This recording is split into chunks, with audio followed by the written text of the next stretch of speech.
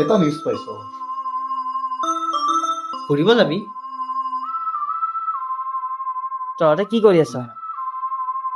ডায়মণ্ডটো বিচাৰিব লাগিব, কিন্তু খোৱাৰ লগত কোনো ধৰণৰ কম্প্ৰমাইজ নাই।